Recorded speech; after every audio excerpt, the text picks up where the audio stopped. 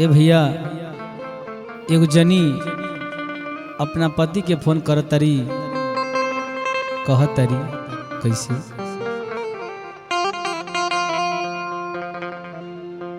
कि पहिले फोन करत रहला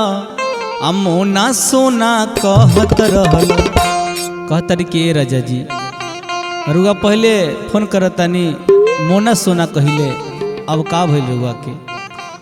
कि पहिले फोन करत रहला मोना सोना कहत रहला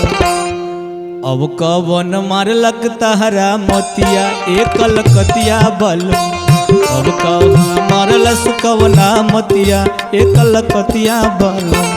पहिले फोन करत रहला मोना सोना कहत रहला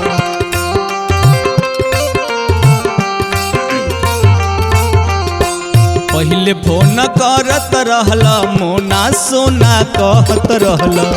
अब कवन मरलक तहरा मतिया एकल कतिया बल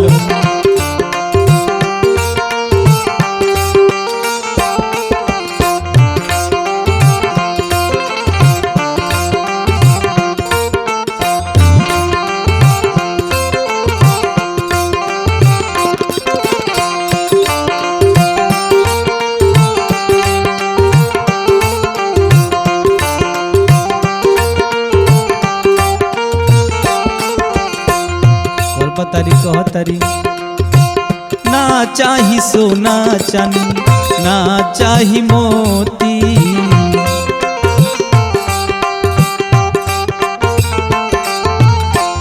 देखी के सूरतिया राउर चरनिया के धोती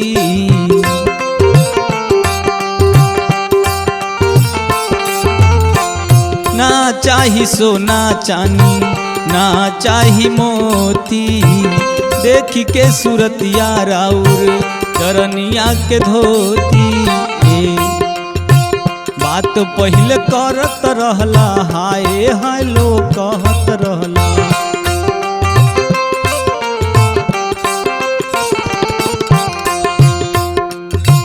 बात पहले करत रहला हाय हाय लो कहत रहला फोन पर बीतवला कहवा रतिया एकल कतिया बल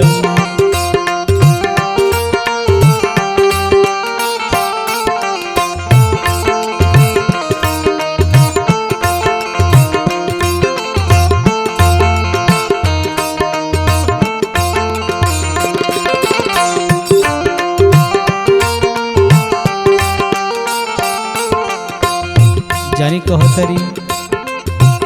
16 सिंगार के बानी इंतजार में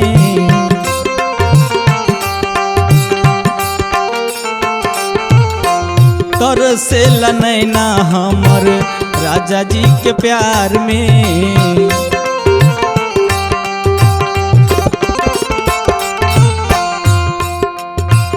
16 सिंगार के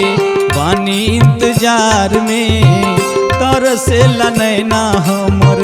राजा जी के प्यार में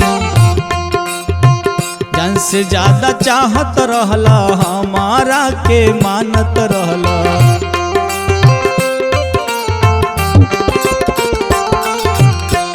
जान से ज्यादा चाहत रहला हमारा के मानत रहला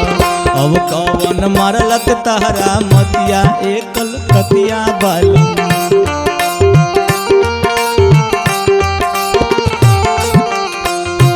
कवन मारलक तहरा मतिया एकल कतिया बल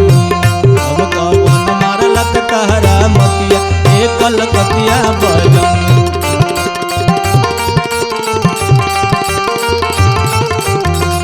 अब कवना